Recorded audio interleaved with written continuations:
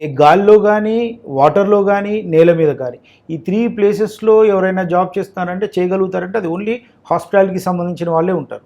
దీంట్లో ఇంకొకటేంటంటే మనకి ఇప్పుడు ఉన్న ప్రెజెంట్ ట్రెండ్‌లో ఎక్కడికెళ్ళినా గానీ మీరు ఈవెన్ హాస్పిటల్స్ చూడండి, చాలా హ్యూజ్‌గా హాస్పిటల్స్ ఉన్నాయి. దాన్ని ఫర్ ఎగ్జాంపుల్ దాంట్లో మనకి ఒక హౌస్ కీపింగ్ డిపార్ట్మెంట్ ఉంటుంది.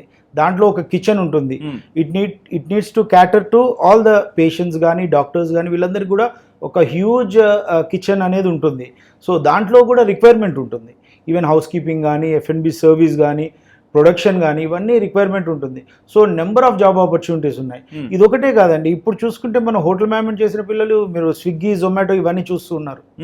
Cold kitchen like cloud kitchens, all these things are అంటే చాలా ఎక్కువ వచ్చేసాయి. హోటలియర్స్ ఇప్పుడు ఫర్ ఎగ్జాంపుల్ వాళ్ళకు 3 years కోర్స్ చేస్తే ఆ క్లౌడ్ కిచెన్స్ పెట్టుకోవడానికి చాలా ఈజీ స్కోప్ ఉంటుంది. ఎందుకంటే main thing is man power. అవును, ఒకవేళ ఆ షెఫ్ అతను తనకి నిజంగా స్కిల్ ఉండి బాగా నేర్చుకొని ఒక 3 yearsలో కంప్లీట్గా మంచి నాలెడ్జ్ సంపాదించుకుంటే హ్యాపీ ఒక బ్రాండింగ్ పెట్టుకొని ఒక క్లౌడ్ కిచెన్ లాగా ఏర్పాటు చేసుకొని ఈజీగా హైదరాబాద్లో ఎక్కడ క్లౌడ్ కిచెన్ అంటే దానికి ఎక్కువ ఎక్స్పెండిచర్ కూడా ఉండదు.